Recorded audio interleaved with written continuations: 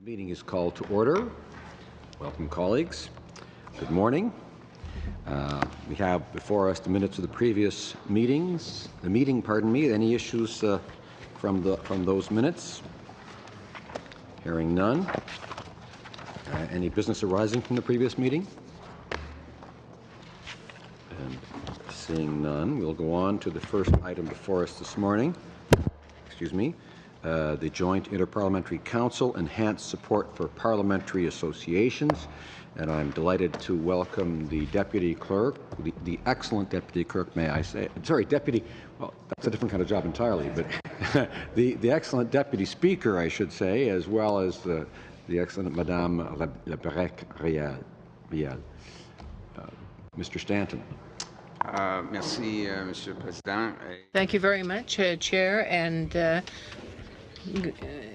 good day to all colleagues. We appreciate this opportunity to present once again concerning a joint interparliamentary council. We're asking for consideration to add 3 employees for that association.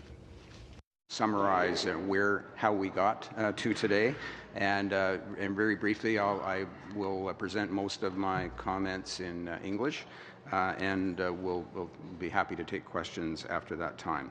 So, at its September 27th meeting, JIC received a request from IIA, the International and Interparliamentary Affairs, for an approval to go forward to the 2 boards for a permanent increase in funding to support the growing demand of interparliamentary activities.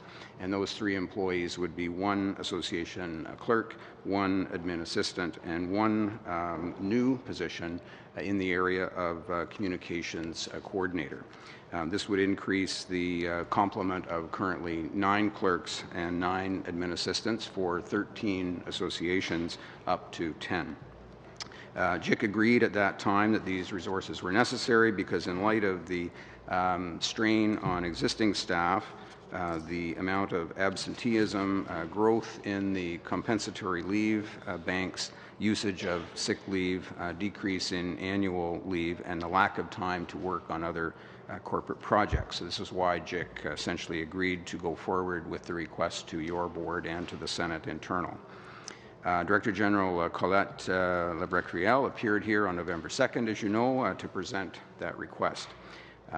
At its November 22nd meeting, subsequent to her appearance here, Colette reported back to us and reported on the comments, the thoughtful comments and suggestions that you provided at that time. I have also reviewed the transcript of that meeting and noted the concerns with respect to the funding request, but also several other issues that arose during that meeting. On one of those issues that came up on November 2nd, JIC was asked to review or create a policy regarding the denial of visitors' visas for members of Canadian delegations going outbound on international missions, which would apply to its 13 associations. I'll come back to that momentarily.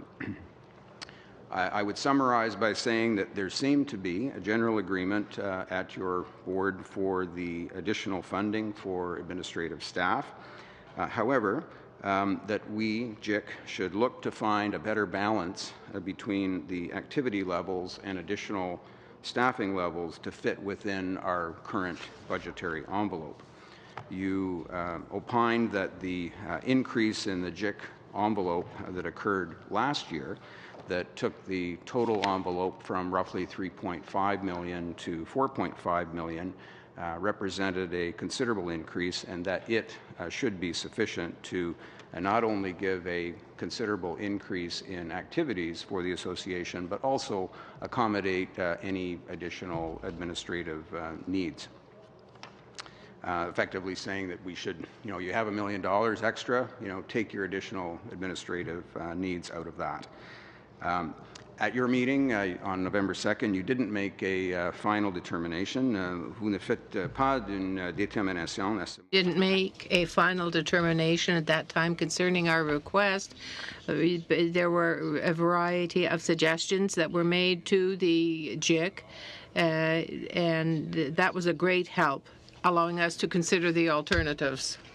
You to finding a way forward that will firstly be a prudent use of public funds, but also to ensure that the resources of IIA are not overly strained as they appear to be now. So let me first go to the visa issue. JIC met yesterday on this very question. I think members arose this and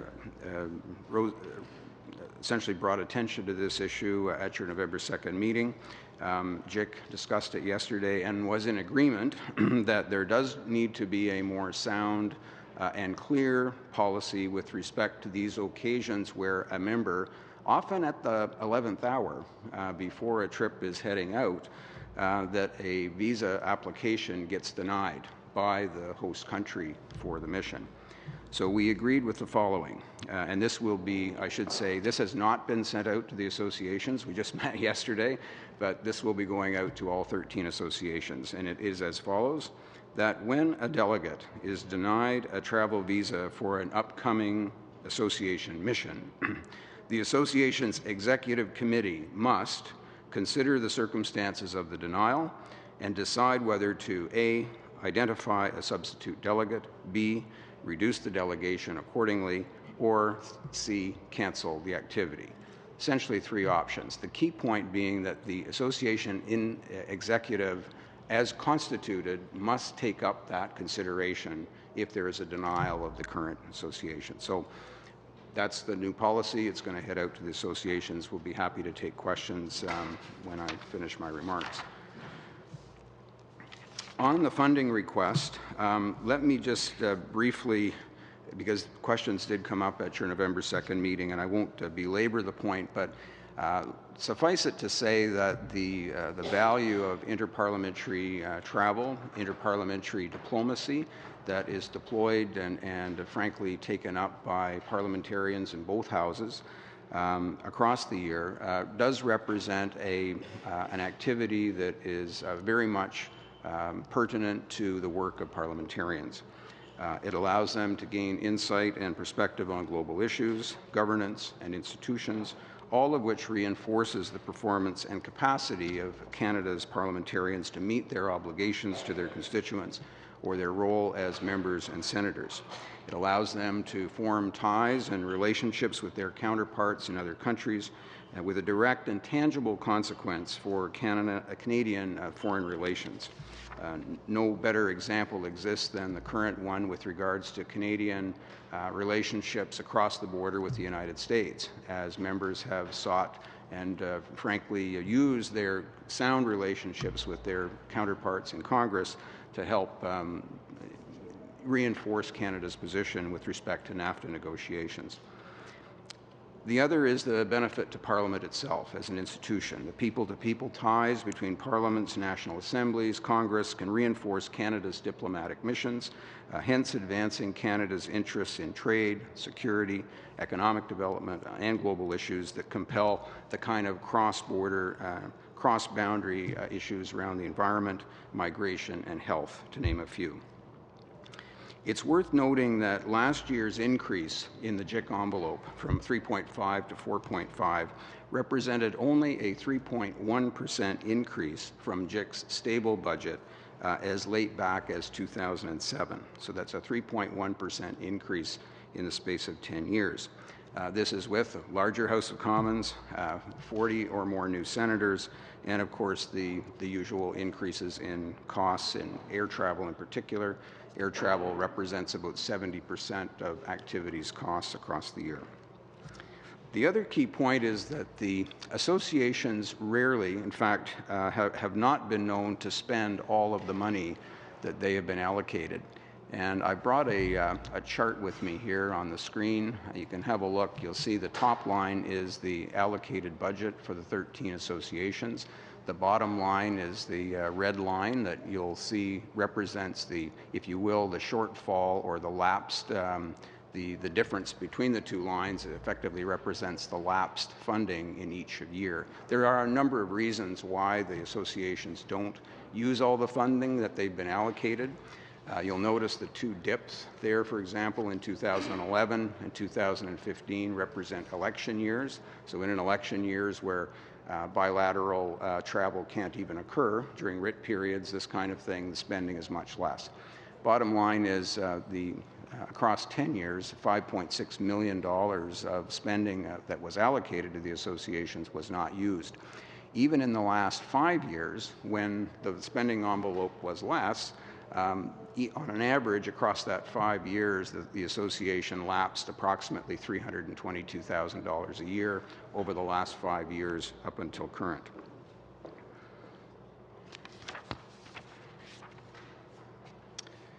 What this tells JIC is that we have some work to do with the associations in helping them to better utilize the dollars that they have been allocated. I mean, one could make a very strong argument that because they're only using essentially 85% of what they're being allocated, we have the ability to work with them more closely, find efficiencies and better planning that might help them utilize the existing funds that have been committed to them.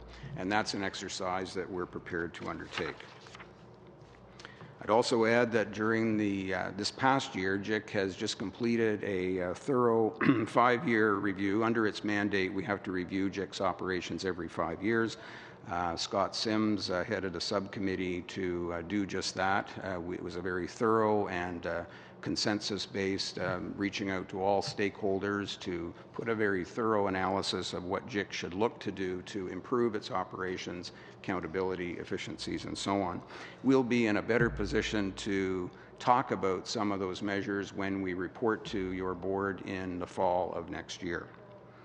So accordingly, we arrive at the spot where we would like to finalize by saying that we would still request that your board approve the permanent funding for IIA, the 3 full-time equivalents, the $313,145, effective April 1st, 2018.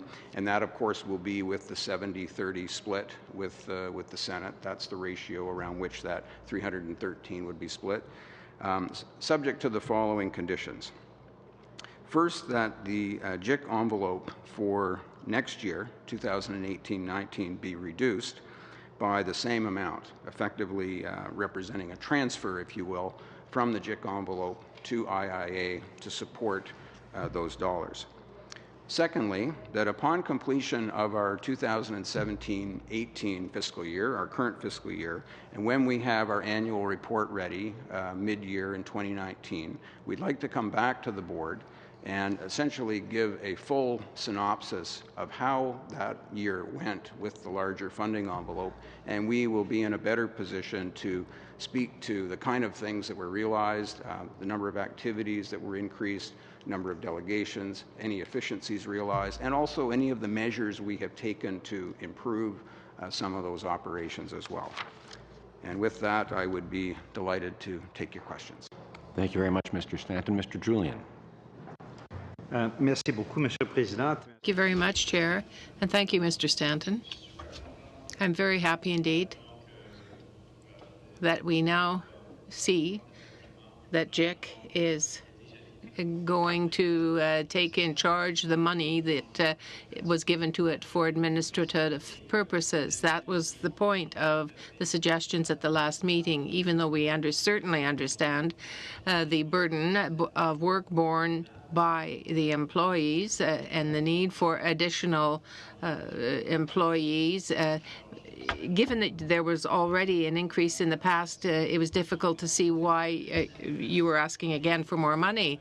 I am satisfied now with the explanation, and certainly the whole issue of travel, which is going to be more efficient and perhaps less onerous for the employees who will be working there. So I do congratulate you for the suggestions that you have made. Take the existing money and use it better in the administrative context. And I think the JIC has handled half of the question. What you've done is talked about a mandatory process with the committee, that parliamentary group, to look at options around identifying alternative delegates, reducing the size of the delegation, or cancelling the trip. That is the process, and it's welcome, but it doesn't deal with, I think, the heart of the problem, which is having a foreign government determine what the delegation is coming from Canada. And that is something that I think JIC needs to deal with.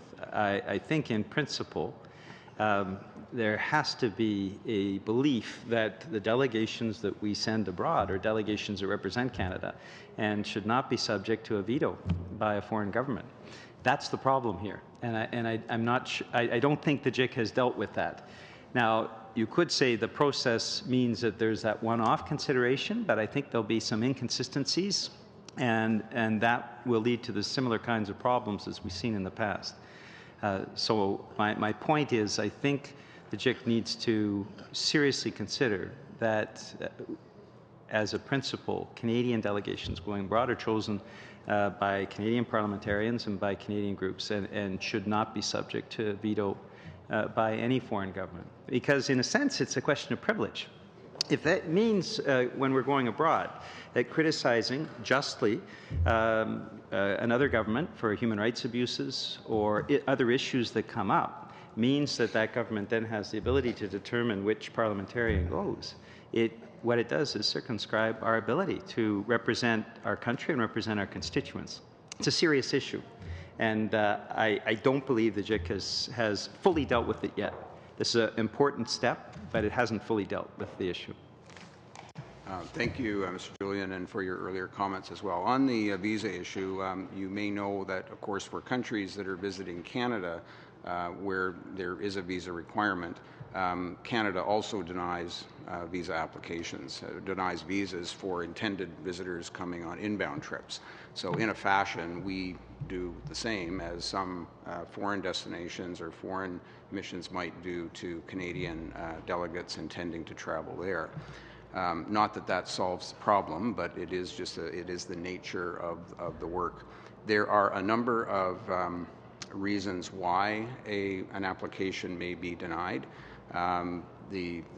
Agreeably, the country has, it's up to them how they design their visa application, what kind of information they require. If there are problems or shortfalls in the application, for example, that may result in a denial that might be readily addressed in time to allow this to go forward. The difficulty is one can't anticipate what the circumstances may be that result in a visa denial. And that's why we're suggesting that, first things first, the executive committee as a whole of that association has to respond and take up the matter and decide based on the circumstances what option it should deploy. But I do appreciate your thoughtful comments on this, and this is something that we will be happy to take up further with the associations. It is something that we would need to speak with the associations collaboratively on. They ultimately are the organizations that take responsibility for these missions. Thank you. Mr. Rodriguez. Monsieur Rodriguez. Merci, Monsieur le Président. Thank you very much, Chair, and Mr. Stanton, thank you. I understand that the supplementary resources are necessary. That's why you're here, and we agree. We know that there are expenses that were made beforehand, but I don't understand the impact that this $313,000 will have, how it will be broken down. Will it be just for travel or what? Now are 9 clerks and administrative assistants that cover 13 associations. We have no one on the team that manages communications for the 13 associations, that is to say external communications, website, other resources that are needed. Parliamentarians themselves have asked that we step up our game in terms of giving the members and senators who participate on these activities the chance to communicate that externally. There's very little to it. So that would be the one person that would be addition to the 2 clerks. Je m'excuse, je me suis peut-être mal exprimé. Perhaps I expressed myself poorly. I agree with the resources. I'm not questioning them. I trust you entirely. But I'm just wondering what the impact of the $313,000 will be, the cuts. I'm sorry, I didn't understand the context of your question. The specific reason to frankly grow the number of staff in this area is to really address the difficulties with frankly overtime costs. Compensatory leave numbers are higher than they should be in this department. There is considerable strain on the existing staff to be able to keep up with the demands of this department, leaving them in some cases unable to even address some of their work in other corporate projects across the team at IIA. So by adding these 3 staff, we'll get communications, we'll have additional support for activities. And it should be noted, I think you saw in our last meeting, even this current fiscal year, activities in terms of the number of trips going outbound are up by 27%. Again, with the same crew managing all that work. So because of that additional strain, we're seeing some negative impacts on staffing, and these additional staff will be helpful in addressing that. Madam Bergen. Ms. Bergen. Thank you very much. Oh, sorry, were you not finished? He didn't answer my question. What's your question? My question, where he cut? Okay. Mr. Rodriguez, perhaps you weren't, were you not, we have some discussion about whether Mr. Rodriguez had finished. Mr. Rodriguez, voulez-vous continuer? Would you like to continue, Mr. Rodriguez? Parliamentary funds, you knew exactly what you wanted that million for. Now you have to take $300,000 out of that. Where? Okay, thank you for that. Yes, you're right. The total envelope will fall from 4.5 million down to 4.2. What it will mean initially is that when we allocate funds to the associations, we'll have 300,000 less to initially allocate. JIC has decided to take that matter forward with the associations, and thinking to what I illustrated earlier about the amount of lapsed funding, they've only been able to spend 85% of what they're given already. We have some room to work with them to see that they meet their objectives, but perhaps with some better planning, better utilization of booking flights earlier, other things we can do to give them the same amount of activity effectively, but by better utilizing the full envelope, full allocation that they have been given. So we'll make that case. We believe that the room is there to still allow them to meet their needs. Now, I should say, they always ask for about 70% more than what we can to give them, okay? So the demand is always higher than what we allocate. This is normal. But even with what we do finalize for their funding envelope, there is room to be able to, see the full utilization of their budget, if you will. So, my apologies for not understanding the direction. Clear. Thank you very much. Okay. Now I can move on. Ms. Bergen. We want to make sure Pablo's happy. Good. Thank you very much for that presentation. I was one of the members. I think we all were concerned about additional money being provided when the increase had already been so substantial. So hearing your presentation and the option that you've given to us, I would be very supportive of that. I think that way we're not seeing additional money spent, and the money that's already been given to JIC will be used for to help with the additional staff. So I'm supportive of that. On the visa issue, I'm wondering if it maybe would be considered that the 3 options that each association is going to be asked to consider, may be a little bit more prescribed. So I think our concern, my concern, and my personal experience, when you have a country that doesn't allow its own citizens to dissent, when you have a country, in this case it was China, that abuses human rights, doesn't have the freedom of the press, the freedoms that many of the other countries that we visit do espouse, I would say these associations have a greater responsibility to look at the reason that a visa might be denied and take that into consideration, whereby, to Peter's point, that maybe a certain MP is being targeted because they spoke out against that country's human rights violations. That would be maybe part of the consideration for sending a strong signal and canceling the trip altogether, as opposed to if somebody, maybe it was an administrative error and that member themselves felt that the denial was justified. That, I think, should be taken into consideration. But when the member, who is a duly elected member of Parliament, elected to that association and chosen to go on that trip, feels that his or her rights were denied and privileges were breached, I would think that then that should be part of the decision. So maybe the instructions to the association should be a little more prescribed and more direct, so that there isn't just room for interpretation, and I think that those factors need to be taken into consideration. I couldn't agree more, and to be honest, this is exactly the kind of conversation that we as JIC would expect to be had between those delegates affected by a denial and the executive itself, because that's exactly where that discussion needs to take place. But we'll take your comments and Mr. Julian's under advisement on this and go back and work that into part of our work in the next several months is going to be strengthening our financial and operating guidelines for all of these matters, frankly. The most thorough, rigorous look at these guidelines since about 2005.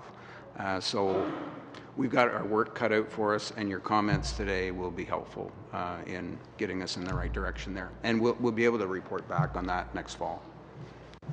This has, I think, been an important and valuable, worthwhile conversation. Mr. Stanton, thank you very much. Madame Labrec-Riel, before we let you go, I'll ask the board, if it is the will of the board, to approve these estimates on the conditions expressed. Yes. Certainly from my standpoint, Mr. Speaker, but we don't actually have anything written, so it would be helpful to have a written motion to that effect. Mr. Stanton did talk about approving funding within the original allocation. He also talked about coming back to the BOIE at some point next fall, but it would be helpful just to be clear about what we're approving. They decided at their meeting yesterday.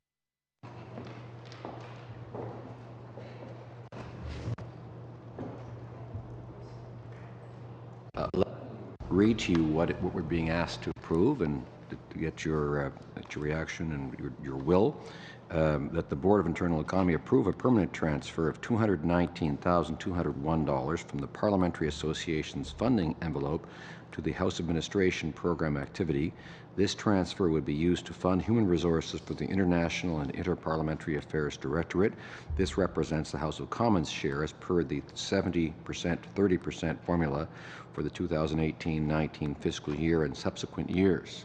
So that's the only thing that you're actually looking for today? Funding portion. For the funding portion, That would be yes. for the funding portion. So in terms of the request we saw previously, that's not really before us now, is that correct? That's right.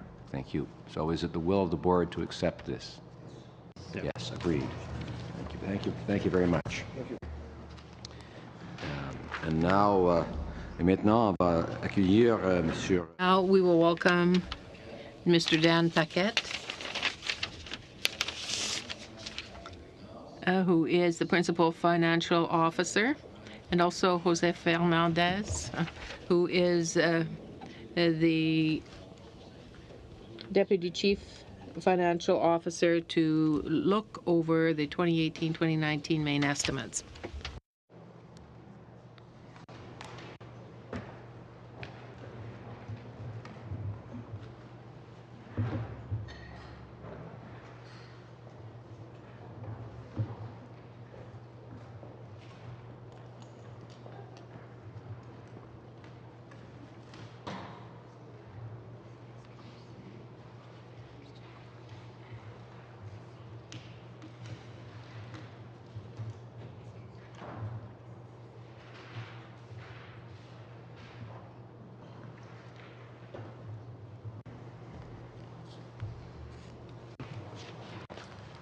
right, so thank you, Mr. Speaker.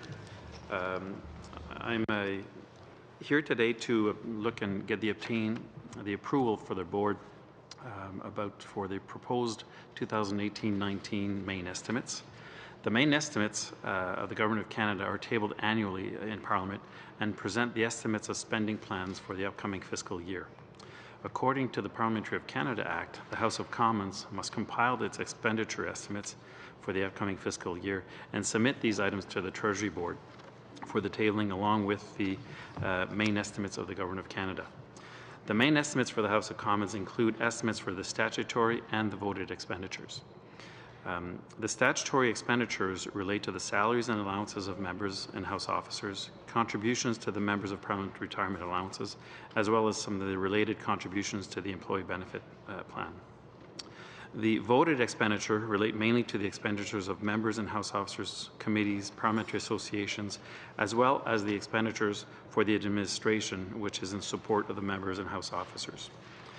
The total proposed 2018-19 main estimates for the House of Commons that are being sought is $507 million, which represent a net decrease of $4 million over the 17-18 total appropriation to date.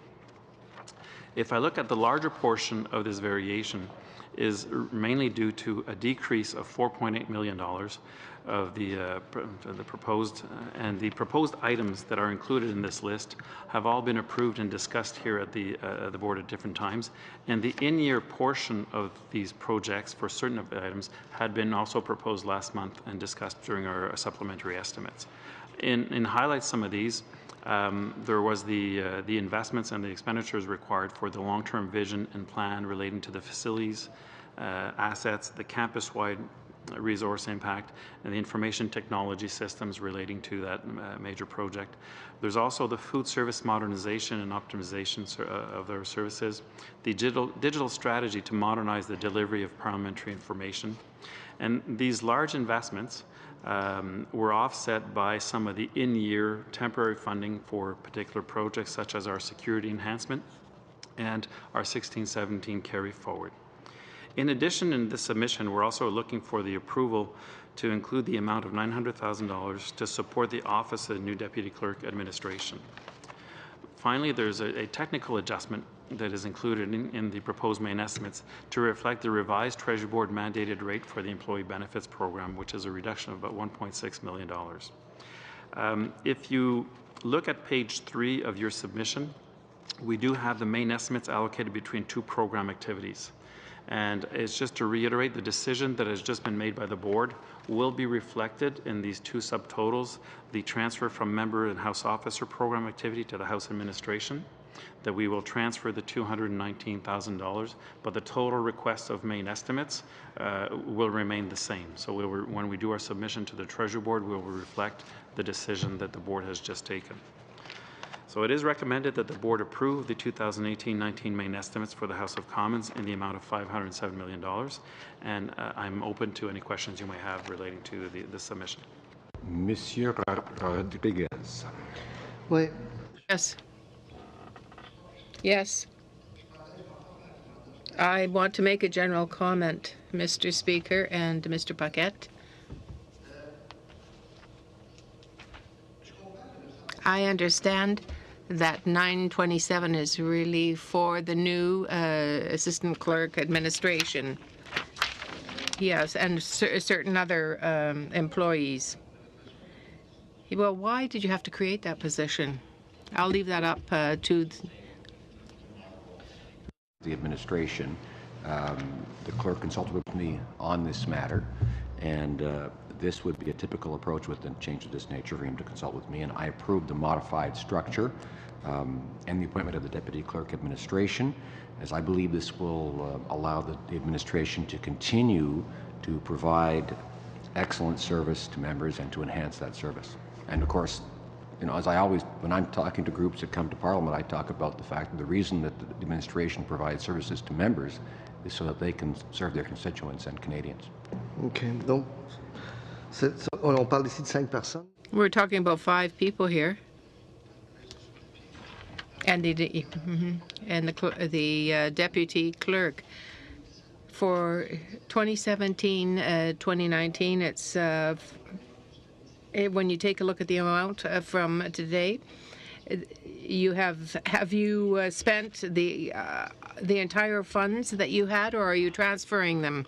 And given that when you look at the nature and the quantity of parliamentary activities carried out by members and the administration, and the fact that they vary from year to year, and the number of members who have been sitting for some time in the House as we've just seen in the by-elections that occurred recently, there can be changes and there can be surpluses that are created by reductions in activities.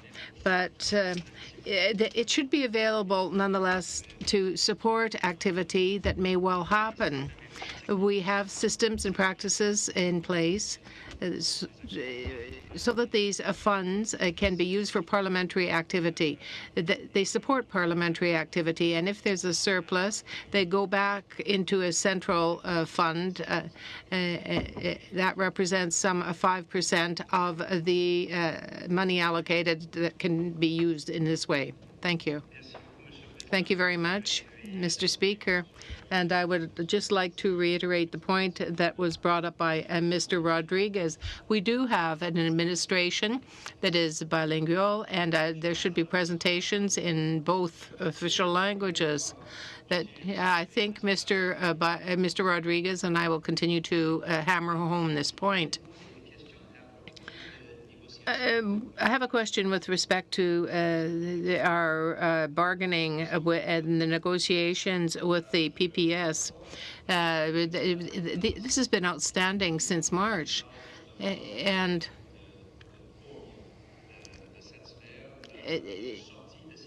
we would like to see a satisfactory outcome to this round of bargaining, these negotiations. It would seem that there is a budget that would be put in place, but is this a budget that is going to help the outcome of these negotiations? Since 2015-2016, the PPS is a totally distinct entity. The portion of the budget that was attached to it was transferred to the new entity, and that entity is responsible for dealing with the negotiations and the security services. They are no longer an integral part of our budget here in the House of Commons. Well, where did it go to? It's the PPS has its own budget. They have their own parliamentary votes. There were votes that were given them. Well, who's the boss? Who's responsible for that? It reports to Parliament and gets funding from Parliament. But as you know, legislation a couple of years ago created it as a separate entity under the direction of the PPS, of the director of the PPS. So she is responsible for those negotiations. You'll recall that she actually appeared before the Procedure and House Affairs Committee earlier this fall and talked about that fact. Perhaps you weren't aware of that, but that was here in this room, as a matter of fact. Thank you for that. Much like the Library of Parliament doesn't report to the Board of Internal Economy, but to Parliament. It reports to the two speakers, and so does she, but in fact it gets its funding from Parliament. But she reports to the two speakers. Well, as you know, you'll recall the legislation, right? She reports in terms of operational day-to-day to the RCMP, but also reports for general policy direction to the two speakers in terms of who is responsible for running the operation, negotiations, etc. It is the director of the PPS. Thank you for that clarification. I do feel very strongly, I think a lot of parliamentarians do, that we need to have a contract and a resolution. It's been since the month of March that Parliamentary Protective Services have not had a contract. We recall the bravery. I mean, some people were in this room. We were across the hall on October 22nd, 2014. I appreciate that, but I guess the important point is it's not really within the purview of this board. That's an absolutely vital point to understand. I do understand. I did want to make the comment just the same. Thank you. Since we're in a public meeting, I think it's important to stress the importance of resolving that negotiation, and I think most parliamentarians, all parliamentarians, would welcome that resolution. Thank you. Ms. Bergen. Thank you. I have a brief question, but before I do, I guess I want to be the contrarian and thank you for your presentation and reiterate that we are a bilingual country and that you have a right to present in English or French or both. And I appreciate that. I wanted you to know that that's how I feel. My question has to do with the new position, the deputy clerk, and thank you for your explanation. Absolutely, the service that is provided helps us do our job. But is there additional responsibilities that were just newly undertaken, or why was this? I'm still not quite clear why this position had to be created with the additional. It looks like about $1 million. So I just wondered if there was something. The key is to because have, clearly it was done before. Sorry, everything was done previously without that position, or. I guess what I can say is that the key, from my perspective, was to ensure that we had a very good administrative process. Perhaps the clerk would like to add to that. When I first came here, it was clear that procedural services were operating properly because they had a deputy clerk of procedure who was coordinating all of the activities within the procedural service. I wanted to see and thought it was necessary to have the same kind of supervision and coordination built into the services that are the corporate services that provide support to the members. And so it seemed to me that creating the position of Deputy Clerk Administration was one effective way to ensure that that would be done. We have now an operation that becomes more complex. We have 338 members. We're coordinating the LTVP. We're introducing new computer systems to enhance the kind of services that we can provide to members. And it seems to me that if we're going to be effective, we have to coordinate that work. To coordinate that work, we need to have somebody who's more involved at a supervisory level, overarching all of the corporate services in the same way that we do for the procedural services, to enhance their, as I say, their coordination, the harmony of the work that they do. And for me, it seemed pretty clear-cut that having a Deputy Clerk of Administration would be an effective way to better ensure that coordination. Thank you very much for that explanation. And one other question: Are you expecting that there will be additional? Can you anticipate if there's going to be additional money asked for later on during the year, more carry forward? At this point here, there's no projects in the queue looking to come forward to ask for additional money. Okay. There will be, obviously, as I've already mentioned, not spending the full money carry forward to brought into the next fiscal year. So we'll be at the point when we do the supplementary estimates, be next year to ask for that authority to transfer those. We're also trying to, given, if we looked at the trend of the last couple of years, the significant and magnitude of the projects that we've put on the block and need to manage, and the move to the West Block, to really try to focus on those initiatives so that we're successful at them and not keep coming back for additional and growth. So we're going to be limiting as much as possible the need to come back here and focus on those very large initiatives that you've approved in the last couple of meetings. Good. Thank you. Thank you very much. Merci beaucoup, Monsieur Paquette. Thank you, Mr. Paquette. Mr. LeBlanc, thank you very much, Speaker. I have a quick question. I think it might be important for everybody to understand. We've seen the increase, which was quite light, quite slight in the budget of members' budgets and House officers. We're talking modest amounts here, but it's linked to the CPI that you established in the past. Is that correct? Yes. So it's set, it's fixed. There's no discretion attached to that index. That could, for example, perhaps be the best way, and here I remember other discussions with other colleagues in the past, that might be the best way for the staff that work with us and in the ridings and here in Ottawa to benefit from the salary increases, to have it linked to the CPI. Is that correct? Yes, that's the case for members' allocations, any appropriation given to them for members' offices. But in terms of the riding offices, the salary is up to the members' discretion. So, but if you were to attach that to an index, that index, would it be a possibility of finding constant increase or consistent increase, rather, for employees? Yes, thank you very much, both of you, for being with us this morning.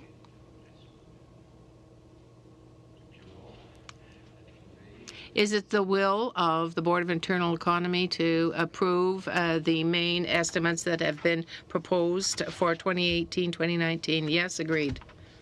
Thank you very much. And now, Mr. Paquette and Mr. Fernandez will let you leave us. Well, we can't let you leave us because we have to deal with the next item, which deals with the modernization of policies and members' allowances and sciences and services manuals and bylaws of the Board of Internal Economy. Welcome to Mr. Perron as well. So, Mr. Paquette, I give you the floor. Thank you very much, Speaker. To present on behalf of the House Administration a submission seeking the Board's approval to modernize certain policies in the Members' Allowance and the Service Manual. Prior to elaborating on the submission, I'd like to make a few comments to provide a brief overview on the three elements that provide that authority for the financial and administrative matters related to members, House officers, and the House of Commons.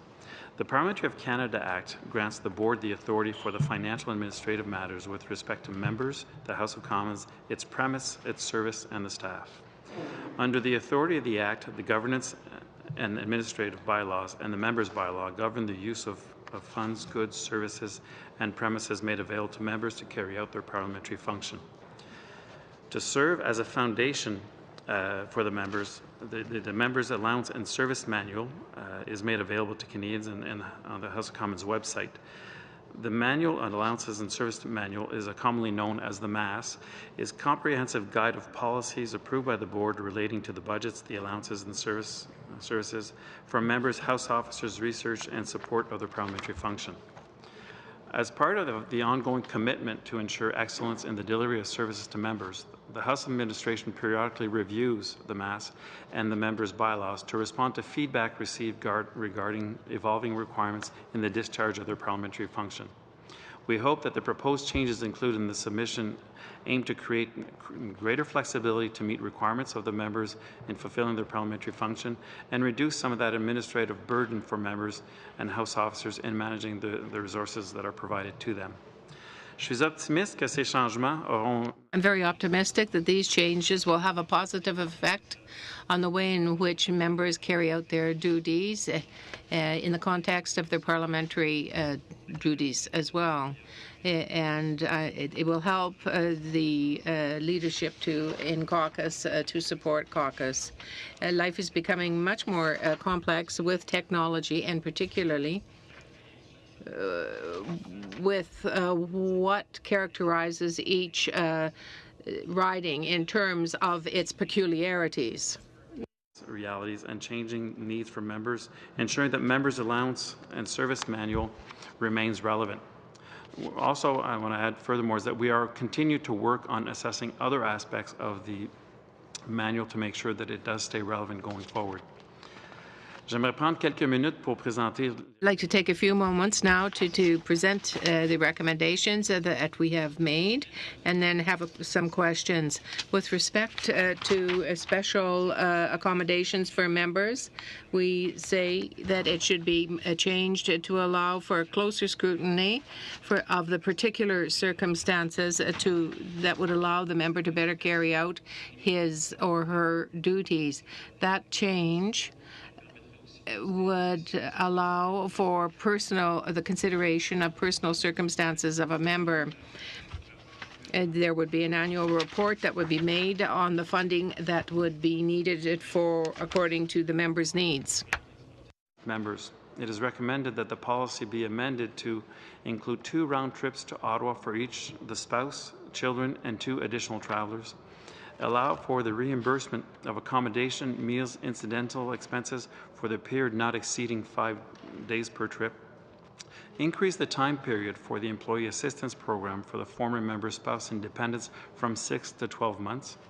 And to quickly adapt particular situations under these unique circumstances, allow the Chief Human Resource Officer to be provided with the ability to use funds established for the special accommodation for members to reimburse additional reasonable expenses incurred in relation to the death of the member. These amendments will improve the existing support offered in order to better recognize the needs of a member's bereaved family, to relocate the former household, the member's household and personal effects following the death of a member. La troisième recommandation de la soumission vise à clarifier. The third recommendation in our submission deals with a clarification on interpretation services, more particularly interpretation services for National Caucus meetings. These expenditures are part of the fundamental need to communicate in both official languages, and they come from a central budget. We propose to change the situation to one where outside interpreters, not necessarily translation bureau interpreters, could be used. The travel expenses for outside interpreters could be paid for by the budget in the House. It's required by members to communicate with hearing impaired constituents.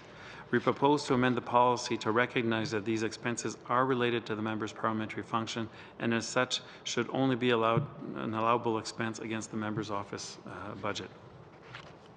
En ce qui concerne l'utilisation d'un véhicule. With respect to the use of an official motor vehicle, we feel it would be more practical for House officers to have that funded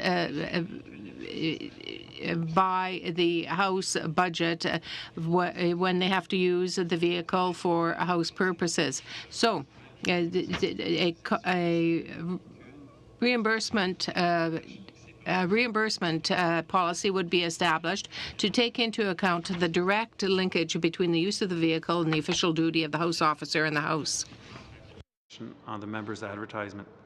It is recommended that the mandatory requirement for a member to include their points of contact on ads be eliminated, but the member clearly still indicate that the advertisement is done in their capacity as a member of Parliament.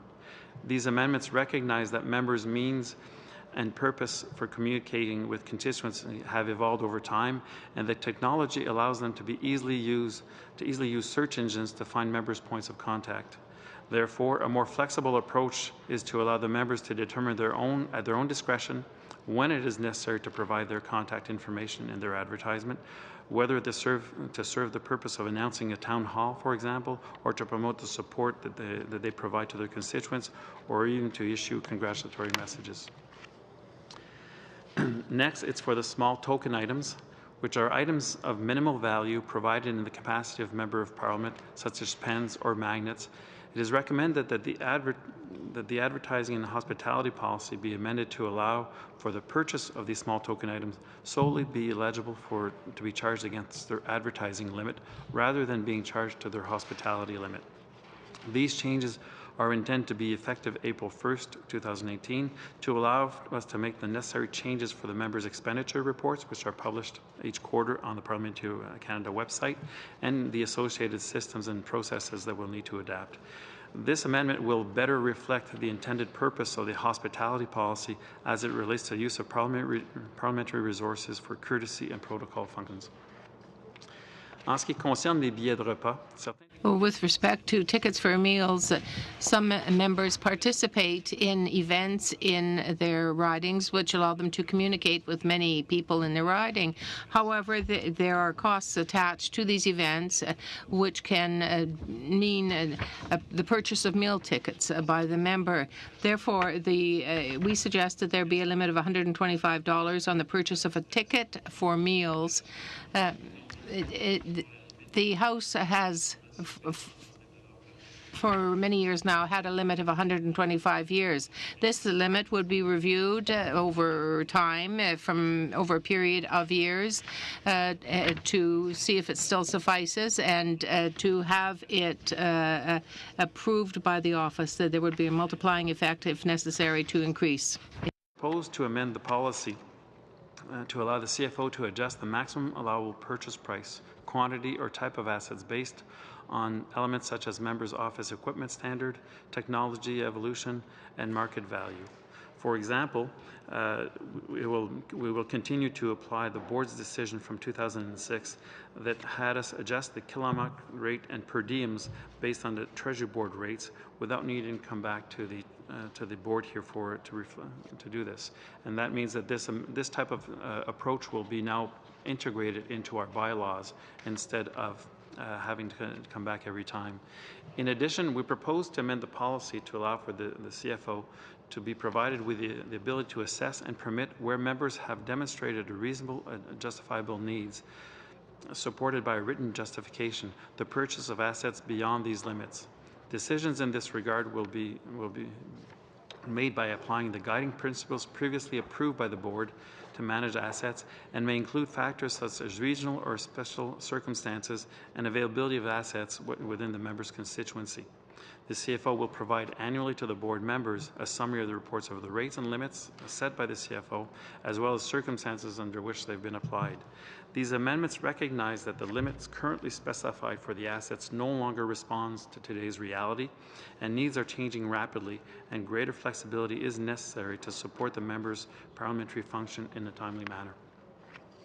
Finalement, en ce qui concerne les taux de rémunération. Finally, with respect to the maximum rate of remuneration for members' employees, a change is proposed in terms of the policy to allow the CFO and Human Resources to establish a maximum ceiling according to the principles that reflect the main labour groups in Canada. The same index should be used as is the case for members themselves. We want to have a consistent approach in establishing limits and to allow members to hire competent people who can carry out the parliamentary duties as well. Provides you with an overview of the recommendations of the House Administration that aim to better support evolving requirements of members and House officers and discharge of their parliamentary functions by creating greater flexibility and by reducing some of the administrative burden. I trust that these proposed modifications address some of the feedback received from members and House officers, and that the House Administration is now seeking the Board's approval on these recommendations and the modification of the 10 policies within the submissions that are in our Members' Allowance and Service Manual and in the related bylaws. We are open to take any of the questions you may have on these topics. Merci beaucoup, Monsieur Paquette. Monsieur. Thank you very much, Mr. Paquette. Mr. Rodriguez, thank you very much, Mr. Speaker. Yeah, it seems to me that this is common sense, what you have expressed in terms of the changes that you are proposing. It's certainly common sense based, but I do have two quick questions, particularly when I go to caucus and I say for the advertising budget, you don't have to give so many details, but is there going to be financial help, or at this point, no, there's no financial consequences. It will be in terms of what already exists, in terms of the operational budget.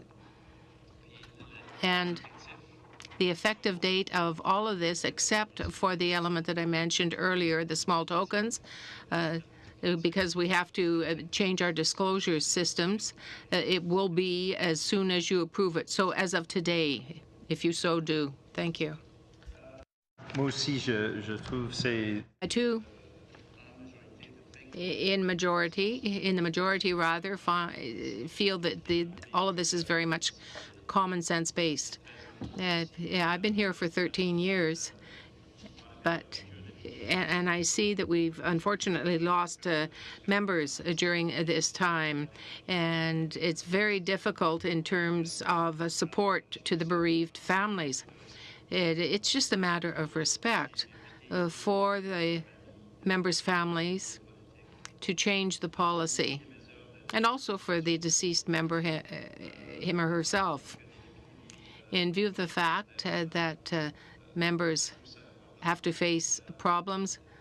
I think that we should be able to help them, say, with problems that are addiction-based, and we want to be able to help them, of course, and bring them back to health. The one caveat, though, I have is this. Having worked with the deaf community before I was elected, this is really a question of accessibility. To my mind, I have events all the time with sign language interpreters, and I find that an essential question of accessibility for deaf Canadians. That is, I think, a responsibility of all members of Parliament. This actually would reduce access to sign language interpretation. I don't see that as a positive thing. I see that as a negative. I think we should be talking in terms of accessibility, expanding accessibility, so that deaf Canadians can attend these events. But by limiting it to the MOB, as opposed to having the option of going through House officers as well, it will mean ultimately that fewer members will provide sign language interpretation at their events, which means less accessibility.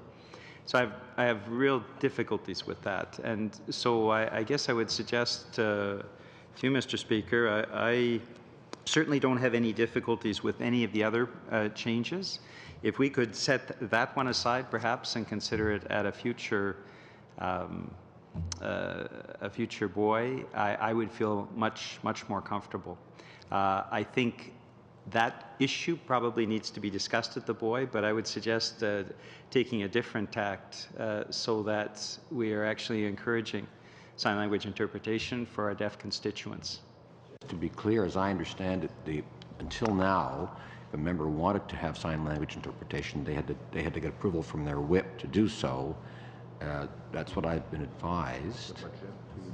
Maybe Mr. Paquette, you could explain. I guess it was always there was two options. One of them was to go to their whip and have the whip cover it out of the central or the House officer budget, or pay it right now out of the MOB. And often when we look at some of these, there's principles behind of making sure that equitable and fairness across for all MPs.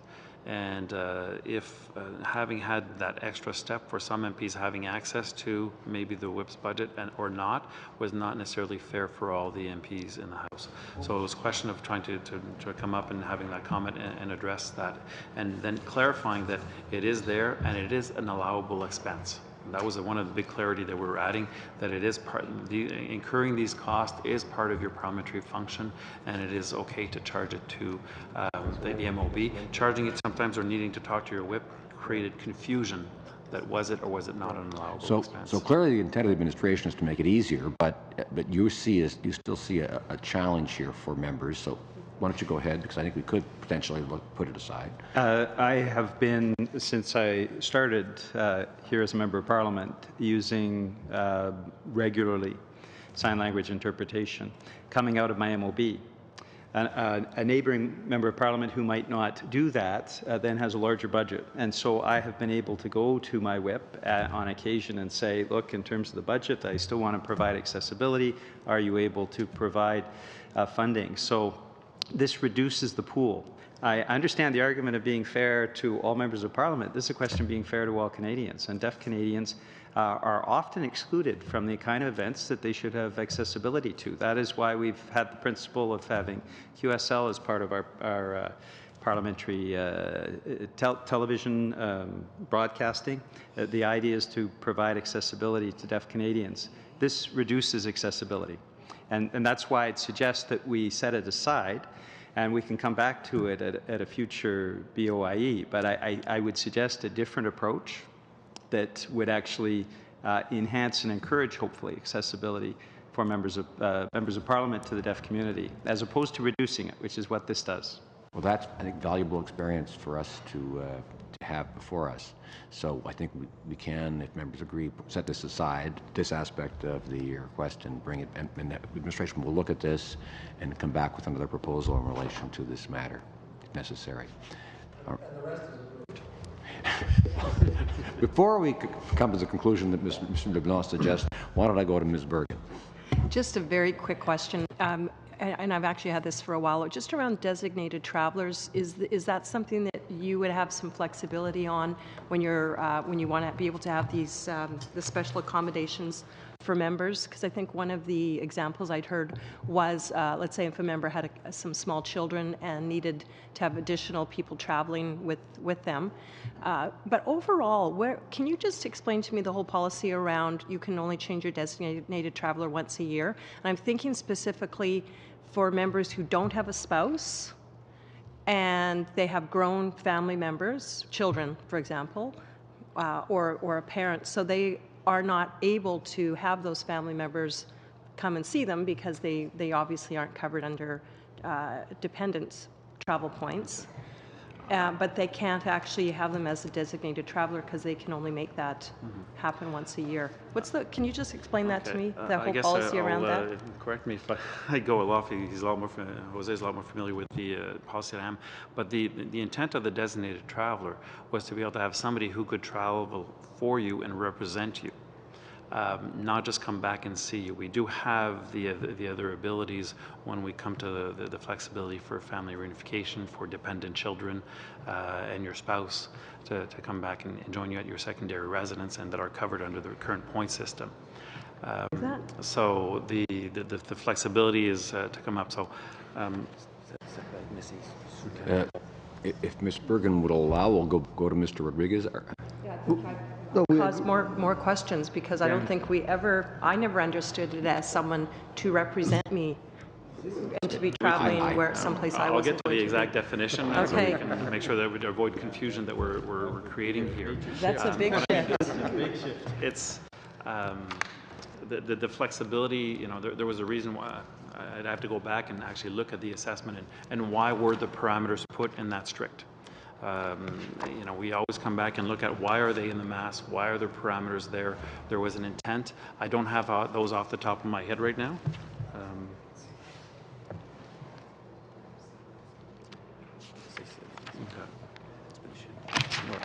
All right. So if we look at right now, the designated traveler by the member is a member's employee or a member who is a member's spouse.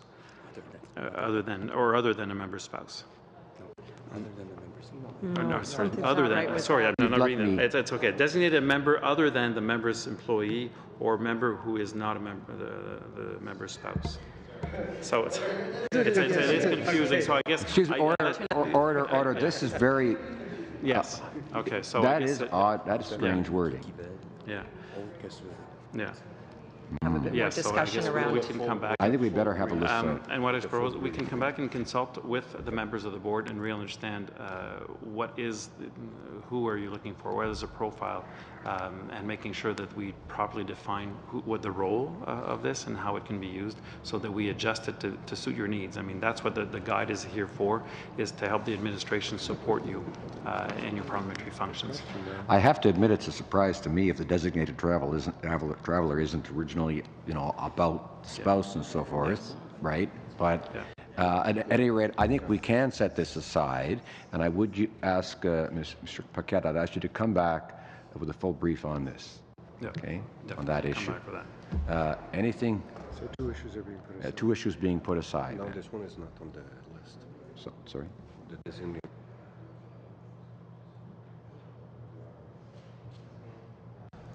Anything else? Okay. Other than the sign language, the designated traveler isn't included on the list on the slide in front of us, but it was part of the presentation. So those two issues we'll put aside. Other than that, Is the request for modernization of these policies approved? The other aspects? Yes, agreed. Thank you very much. Merci beaucoup, monsieur. Merci. Thank you very much, sir, and thank you to Omar from the Internal Economy